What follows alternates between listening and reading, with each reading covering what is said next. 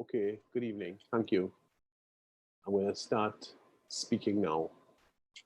In today's discussion, the discussion I'm giving is on the whole question of what I've termed the information monarchy. Information monarchy, that's a term that I coined to describe this phase of world history that we're all living through, regardless of whether we want to acknowledge it or not. And we are really there are a lot of influences that are flowing together, confluencing. So on the one hand, we have a situation where there's never been this much information available to ordinary people. So the normal person, the 14-year-old in school, probably everybody in this class, has a smartphone or a device of some sort, a laptop or a tablet, and an internet connection that would allow them to get access to a vast amount of information that would have been unimaginable 25 years ago. Okay, I'm old enough to say that. It's unimaginable 25 years ago to have that much information available 3-4 seconds after you think of something. You type it into your computer and you have a flood of information on the thing. So we're experiencing what in the early days we used to call a torrent. There's a tidal wave of information, a whole ocean of information available out there. At the same time, we have a situation in which the biggest companies in the world in the last 20 years have shifted from being manufacturing companies that manufacture things like cars and boats and airplanes and so on, to actually being companies that handle information. And in fact, if there's a top 10 companies in the world, probably 5 or 6 of those companies are IT-related companies. There's an anagram for them. We talk about that later. And at the same time, the information that those companies have made their fortunes with, and they continue to spread their influence with, that information is not benign. That information is actually, in the view of some of us, malign, because they are gathering information on us, all of us, regardless of whether you willingly participate or not. And they are amassing information, and not only about us. So in other words, how many of us are there? What are our genders? What is our height? What is our weight? Where do we live? Where do we go? But they're also amassing information about our patterns of behavior to control what we do, to actually be able to influence our behavior and our thinking. And there's a kind of a paradox emerging at this time, where in fact, we have a high point, sort of 30 years after the collapse of the Berlin Wall and the collapse of the Iron Curtain and the collapse of the Soviet Union, and what Francis Fukuyama called the end of history. Falsely, everybody now knows. We have a situation where we are at a new juncture in history, where we have this, we no longer have a communist threat, to use the language of 30 years ago. But we have another type of threat, where we have elections all over the world, countries that you could not have imagined having elections in 30, 40 years ago. Most of Latin America didn't have elections. Okay? Latin American countries having elections regularly, African countries having elections regularly. Yet at the same time, the largest companies on the planet, the companies that are in charge of the information, are generally speaking owned by a handful of capitalists. And we are to put this in context, because in about the middle of 2017, I think it was May or June of 2017, there was a calculation carried out by several of the leading business and finance magazines. That calculation estimated that for the first time in world history, oil and gas had been surpassed as an asset class. So oil and gas was no longer the most valuable class of asset on the planet. The most valuable class of asset on the planet was data information. Okay? Which of course underpins the growth of the information companies. The information companies, the euphemism we use for them is F.A.N.G, and the information companies fitting within F.A.N.G are Facebook, Apple, Amazon, Netflix, and Google. So we have F.A.N.G. And it's a euphemism that techies use to describe the activities of F.A.N.G and the viciousness of F.A.N.G and how it's like a vampire movie. And the thing has actually gone steps and steps. The first company that really dug deep into this method of approaching information was really Google. And Google, in a serious way, we're all bound up with Google, one way or the other, because of course Google has this immense platform called YouTube that in one way, shape, or form, we all have some kind of contact with. We look for things on YouTube. Some of us have things on YouTube. I have a YouTube channel and all that stuff, right? But in fact, just to give a simple little example about how Google is operating and it's changed, I have a smartphone, and my smartphone has a location function. So you can turn on location if you're going to use Waze, for example, to go to some unknown place. Or you can turn on your location to make a witty thing that you're at this place and the beer is really bad or whatever. Or the drinks are really bad or the food is really good or whatever. And of course, up until about 2 years ago, I was always under the illusion, I labored under the illusion that you were turning your information, your location on and off, and that you were in control of it. You as the person who owned the cell phone, you were in control of it. Just like turning your Wi-Fi on and off. Until in January of 2019, the end of January, I received an email from Google where they said to me, well, hello, Afra Raymond. We've actually got a download here, if you want to click this button, of all the places you've been for the last 12 months. Now, I had never turned my location on for 12 months, because I live in Trinidad, I'm a surveyor, I know the whole country. I very seldom turn my location on.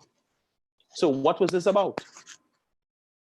And they were basically telling me that irregardless of whether I turned the thing on or off, they had it on, and they knew everywhere I'd been.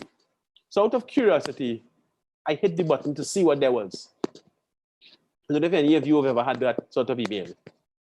But what was in there was actually a complete account of everywhere I went.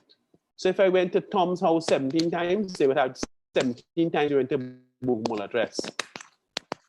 If I went to the beach 15 times, they had 15 times. If I could ask it how many times I've been out after 2 o'clock in the morning, it was a searchable database of all my movements. And they've been doing that across the planet, tracking who is going where, when, regardless of whether you turn your thing on or off. And the interesting thing about these companies at this juncture in history, and the reason why I give it the title of an information monarchy, is that we have this paradox that I am seeing it evident. So on the one hand, you have the upsurge of democracy that I referred to earlier in terms of an electoral process, yes, and an end to what was called formerly the communist threat when there weren't elections and so in those countries, yeah. And on the other hand, you have a situation where the most valuable commodity on the planet, which in fact is information. And it's not just a commodity like oil or gas or a Tesla motor car. It's a commodity that can actually, in the wrong hands or in the right hands, can actually influence you to do something that you may not have thought about doing, or to think something you may not have thought about thinking. So it's a form of almost like mind control. That resource, that potential, that threat is now sitting in the hands of individuals. Whether it's Mark Zuckerberg, or the person who owns Apple, or what is the other guy's name, Bill Gates or Steve Jobs, it is sitting in the hands of individuals who actually have the potential to shape the future of the civilization and how we think about things. And happening at the same time with that, there has been, you know, there's an old saying about the chickens coming home to roost. There's been a revelation in terms of what all of this means. So we have had a situation where in 2016, there was an American election in which Donald Trump was elected president, yeah, in November of 2016. And of course, in 2015, we had a situation in which the United Kingdom voted for Brexit. They voted for David Cameron in May of 2015, and then they voted for Brexit in 2016, early 2016. But the point I'm getting at is that growing up, and we actually had a very interesting potential moment in terms of human affairs. Huh? And for us as people coming from the global south, people of color, Black and African and Indian people of that descent, formerly colonial people, formerly colonized peoples. That's another phrase people are using nowadays. When I was growing up in the various places I grew up, one of the features was that very often you would have a discussion with friends and family. Some of them were political discussions, some of people's house, somewhere in the street where you were linemen and so, about things. So you'd be discussing education, or the police, or employment, or nutrition, or sport, or politics in terms of elections, corruption and that kind of thing. And generally speaking, many times, and I've had thousands of those discussions, many times those discussions would grind to a halt when somebody would declare, or a number of people would declare in frustration that in fact, it's only in Trinidad this could happen, you know. Because if this was in the States, so and so wouldn't happen. And if this was in England, so and so would have resigned. And that kind of thing. And that is a widely held belief, but I never actually believed it. Growing up the way I did and with my sense of values, I never believed it. And I always was, many times I was the one person in the room arguing against that. But that's part of growing up the way we grew up at that time. And I have to say, it may surprise you, but I have to say that I was very pleased, very, very pleased. And I don't want to shock people.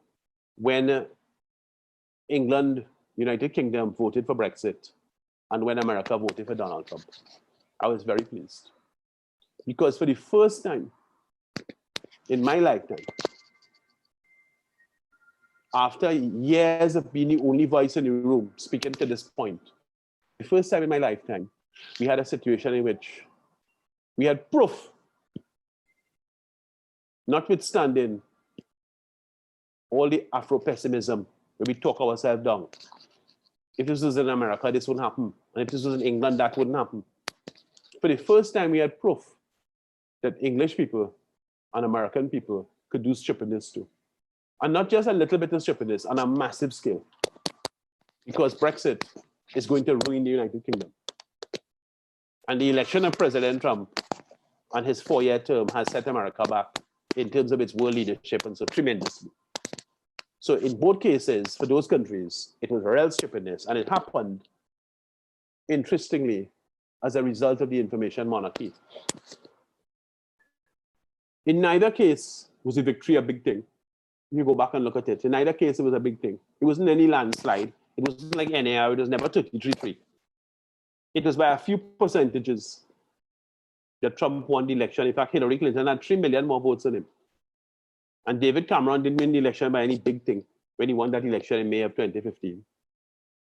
In both cases, what's interesting is that you had liberal opinion, reasonable people in those societies, conscientious people were speaking out, very angry and very hurt at the fact that their electoral process, very, very important elections for the future of their country, had been manipulated, seemingly by information maneuvers, yes?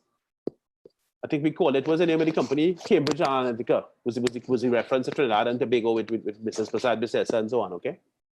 But there was a lot of hurt and anger that the electoral process had been manipulated and fixed up by these maneuvers. And the maneuvers were carried out on a platform of information. Those companies had the information, they had mined information about the population to be able to influence enough people to vote for stupidness. And quite frankly, those protests, and this is going to seem bad, those protests only increased my delight. Because a man like me, I started thinking about all the wickedness and the manipulated elections in the Caribbean, Haiti, and Guyana, and Jamaica with Michael Manley, and the whole of Africa, and the whole of Latin America. And I could go on and on and on. But we have been the testing bed. We were the testing bed where they were trying out those things. The American Army used to have a division they called PsyCops, psychological operations, propaganda, where you would drop things in Vietnam and get people to believe this and get people to believe that. And they did it in South America a lot. That's what happened to Allende down in South America in 1973. Salvador Allende. And it's now come home to the mother country, to the UK. It's now come home to the United States of America. And it was reminiscent of the American media approaching Malcolm X when President John F. Kennedy was assassinated in Dallas, 22nd of November 1963. And they asked Malcolm X for comment. Oh, you're so horrible, you know, Kennedy had been standing up for civil rights. And what was Malcolm X's comment? And Malcolm X's comment was, well, after the murder of Lumumba in the Congo, and he named a few others, Ben Bella in Algeria, by the CIA. And you have these sorts of things taking place under American direction, where they have trained assassins going out there. And he said, I grew up on a farm. I'm an old farm boy. And as a farm boy, there's always something very contenting at night to know the chickens come back home to roost. He said, this is just a case of the chickens coming back home to roost. So America had produced a generation of people and a series of specialists who knew how to cause a coup, who knew how to assassinate somebody, no matter how well guarded they were. And when you create thousands and thousands and thousands of people like that, what are they going to do? Who is to say that one day they wouldn't turn around and decide to assassinate the very president of the United States, which is what took place in Dallas? Who is to say, coming back to today's world of psychological operations and electoral manipulation, who is to say that they wouldn't play a role for a price, because it's a mercenary business and it's a capitalist period in world history, for a price to fix an election in Great Britain, United Kingdom, over Brexit, or in the United States to put Donald Trump there. So even though Hillary Clinton got 3 million more votes, she still couldn't make the way they fixed the thing nice. And Trump was there and she wasn't there, okay? And the chickens were coming home to roost again. So in fact, for me, sitting where I'm sitting, it was a very satisfying kind of thing. Very, very satisfying, because something I'd been saying all the time, and I'd been a voice in the wilderness, it was there and nobody could deny it. And because of the wildness of Boris Johnson, in your face every morning, 10, 12, and Trump too, every morning was 10 and 12 tweets and the wildness and the crazy press conferences, it was in everybody's face. So hopefully the lesson could be learned and we could recognize that we have no defect. We have no mark on our forehead. There's no mark of harm on us. We have no mark of ineptitude or sorrow. We could stand up straight, straighten your back, straighten your spine, and look ahead and maybe deal with some of the challenges in our part of the world and stop being downcast about it. So I felt very optimistic about it as a period of world history, that we could maybe move ahead. And a lot of things are coming out of it. The whole Black Lives uprisings and all these things, these are manifestations of what I'm talking about. A new a new kind of desire to fight back that may not have been there in that kind of ferocity 10 years ago, and there's more to come. Okay, so the information age, the information monarchy, which is a paradox placed against the widespread notion of electoral politics. This information monarchy that is controlling everything. And those two things are fighting at the same time for those of us as citizens, because none of us is in government.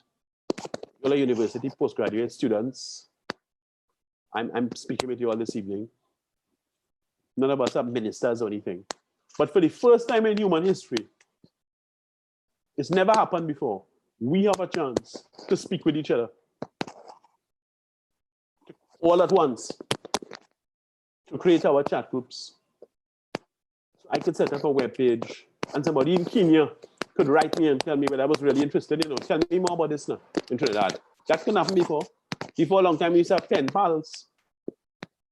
When Marcus Garvey had a newspaper, The Negro World, when he had the United Negro Improvement Association, the newspaper used to be smuggled. It was an illegal newspaper on ships because the African men were working on the ships. So they smuggled the newspapers as a contraband to different parts of the world. Now we can touch a button and it's there.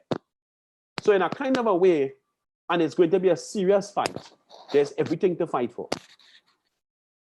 We need to straighten up ourselves, decide what it is you want to fight for. Whether we want to fight for anything, some of us may just want to have a nice time and see the world without leaving your home. Because I mean, it's COVID, nobody can really go anywhere.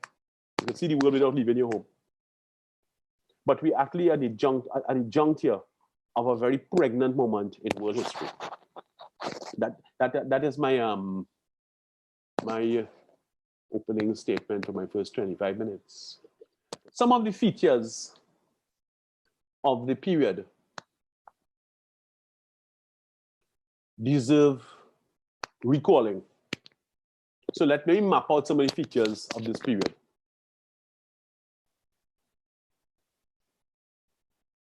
One of the features is about the portability of information.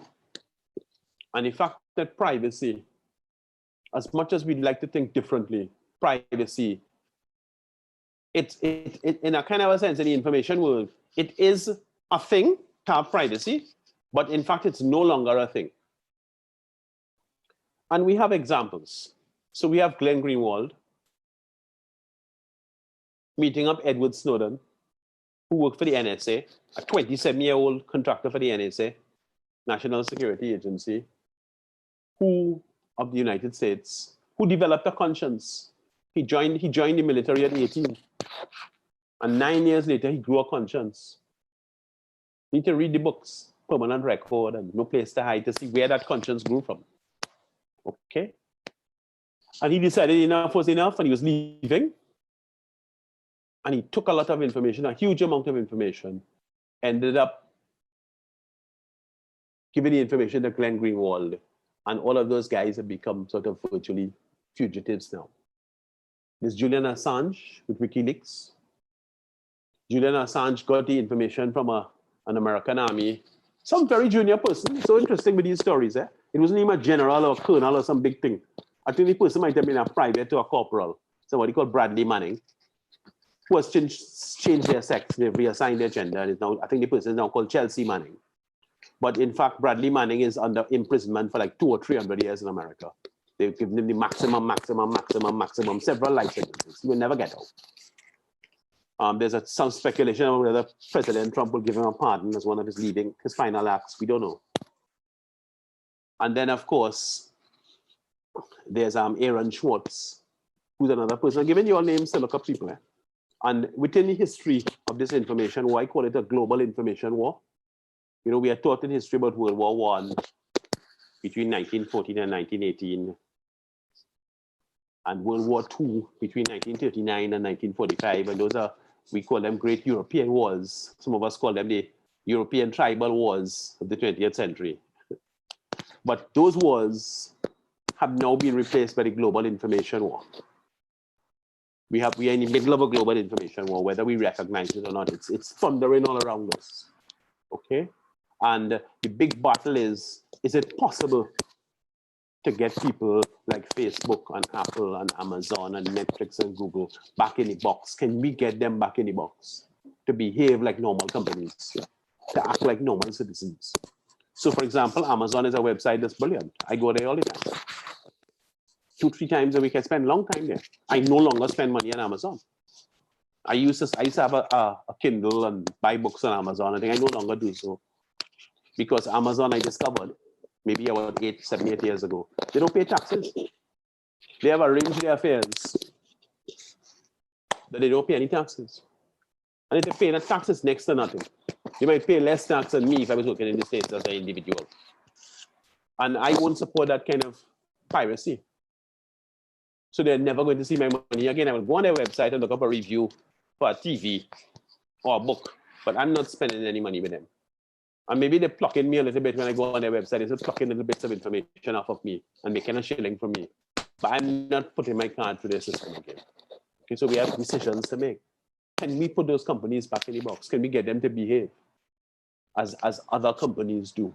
Or have they actually taken a life of their own and are in control of information about people, political leadership people, military leadership people, that in fact they cannot be put back in the box? Okay, you see, one of the big, so we talked about Bradley Manning, now Chelsea. We talked about Julian Assange. We talked about Glenn Greenwald. We talked about Edward Snowden. We talked about Aaron Swartz.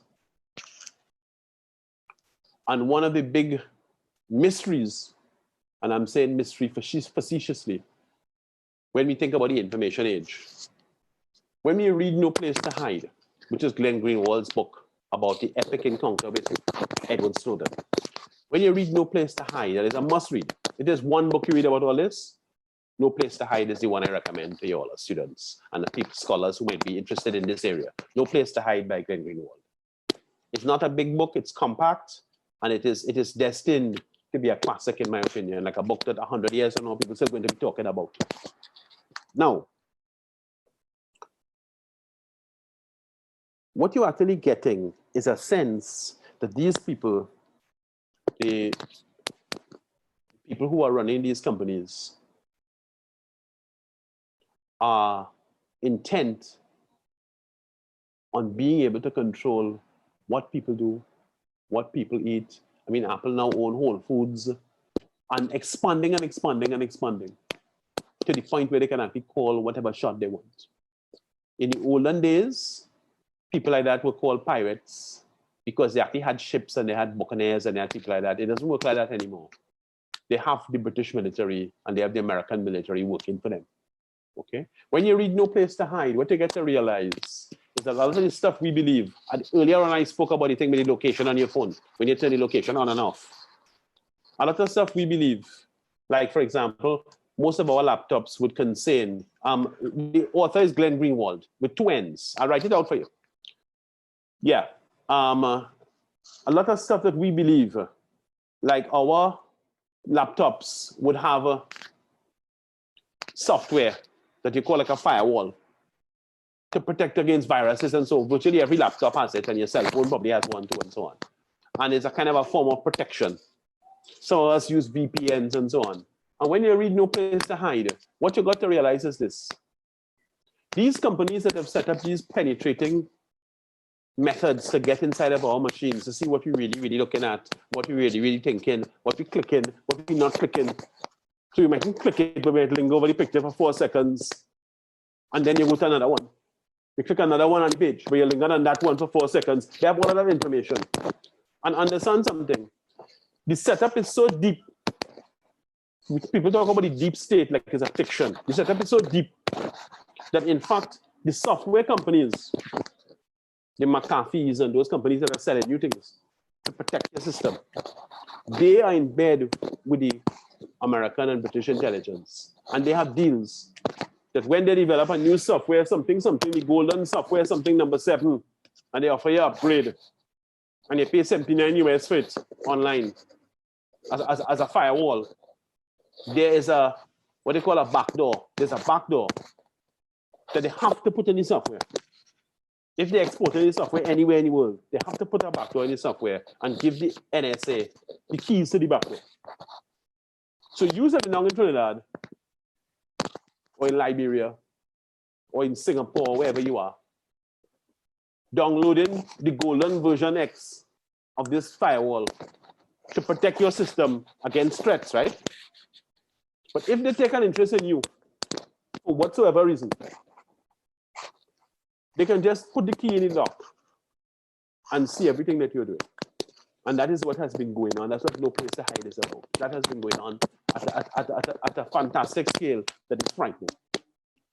That has implications that go beyond mere mechanical implications, because there's a mechanical implication where you could say to yourself, if you think about it at a superficial level, you could say to yourself, well, it doesn't really matter because I'm not doing anything wrong. I mean, I sent a little joke from an old partner, and he sent a little joke for me now and again. And so what? You may tell yourself that. Eh? So you could be having a reaction to this that is very approximately something resembling, so what? What's all this about? And what Greenwald's book is magnificent for is that the first half of the book describes the mechanical part of all of this. So the machine does this, and they have a gateway to go into that and all of that. The second half of the book, because Greenwald is actually a very versed constitutional lawyer and political thinker. And the second half of the book, which is the fantastic part, is essays on not just the thing, but the meaning of the thing. What does all of that mean for us? When you sit with your good friend to talk, like you've done for years, and you tell your good friend what is really, really on your mind, and your good friend will tell you what is really, really on their mind, what is really happening with them, what is really going on with you, girl, and that level of deep conversation, that is something that is so human, it's so part of our culture, we don't even think about it, that we have that level of contact, whether it's friend or family or lover or whatever. Try to imagine if you knew that regardless of where you sat with your friend, the entire conversation, somebody else could listen to it whenever they wanted. Somebody else is not even somebody you know. It might be somebody the other person know either. Somebody else could listen to the whole thing or see the whole thing whenever they wanted. I am putting it to you, and this is what Glenn Greenwald is essaying about. If somebody else could see it whenever they want, it affects what you're going to tell your friend. Not that you don't trust the person, but you cannot behave anymore like you behaved maybe 15 or 20 years ago when that then news happened. You can't. And that affects the texture of things. That affects the conversation between groups of people. That affects the way we relate with each other. And that, in fact, affects, it affects a shift in our culture, how we deal with each other. So in the middle of this torrent of information, the rise of the information monarchy at the same time as a rise in electoral democracy could lead to a situation where our capacity for collaboration, including political collaboration, some of it is different types of collaboration, some of it is of personal nature, some is more political, organizational, community, whatever phrase you want. Those capacities are being affected by the technology, as people know. And people who are, and let's be clear, people who are politically aware or politically involved know that that is what is really going on. Okay? So there are certain, and don't tell yourself that it doesn't really matter. And COVID has only fortified the point I'm about to make. Because whereas in the past, you could have called a longer meeting and you could have said, well, listen, let's meet by me now. I want to discuss X. And 10 people come by you and you can have that conversation. You can't do it now because of COVID, but forget the COVID thing for a second. The fact is that the fact that you all are meeting, what with the phones that always have the location on? Yeah? How long were you there? Where were you? Where were you really? How long were you there? Who left first? Who left second? And in fact, I don't know if any of you could, maybe you could not, because it's not the point where you all could talk yet. But how many of you have experienced the phenomena where you realize the phone is listening to you? So you talk about something. So you might talk about a holiday in Grenada. Just joking, you and a friend get him a taxi, and you're talking about a cousin of yours who's in Grenada, how nice it was. And by the time you turn on Facebook, next half hour you reach young in the office, bam, bam, bam, I said the holidays in Grenada coming at you. The phone is listening to you. The phone is anticipating what you might want to do. Now that holiday in Grenada is a kind of benign example. But a whole lot of other stuff is going on in there. There's another book I've encountered that I would mention as I move towards a wrap-up that I've started to read now. It's a leading book on the subject. It's by Shoshana, Shoshana Zuboff. I'll write it out for you all. And it's called The Rise of Surveillance Capitalism, I'm sorry. The Rise of Surveillance Capitalism. I started reading it now. And she's an Ivy League scholar from America and is a top person looking into it. Okay. It's affecting our minds. It's affecting the way we relate with each other.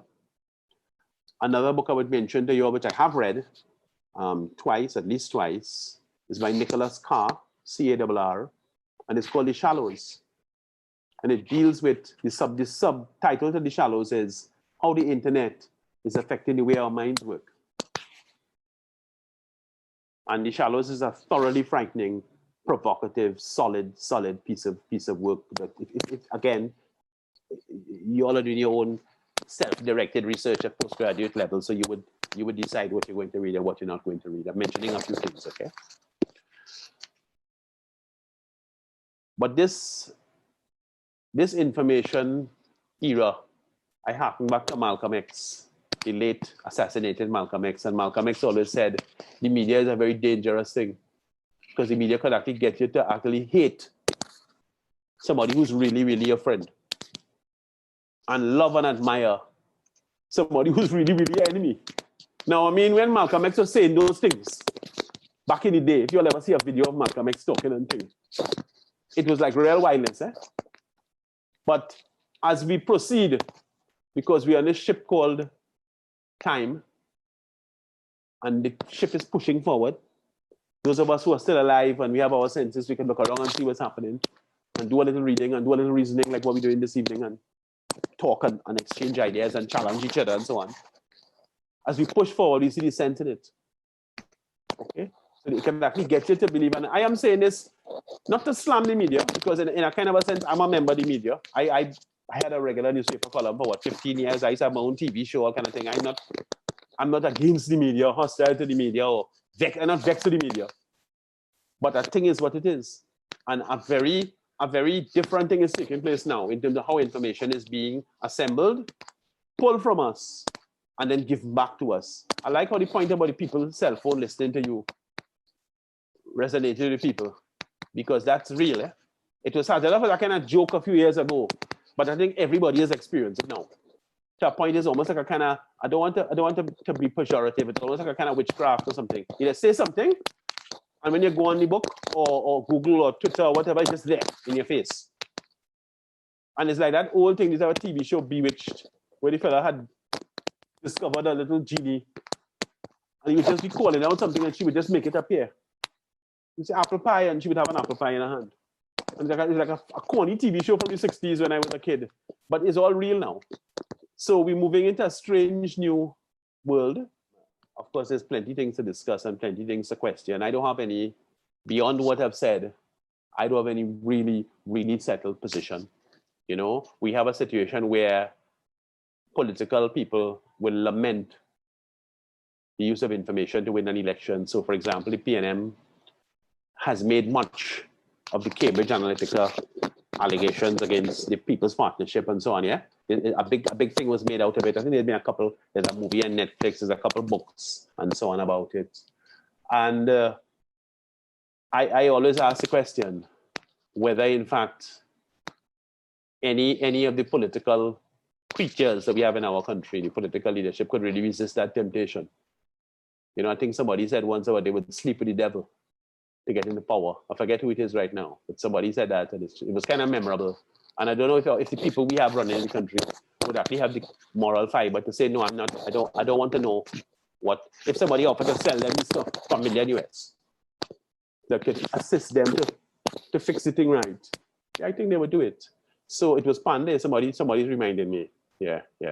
I knew I was just joking. Yeah, I was just joking. I didn't want to get into the names. The names are not important. But yeah, I knew.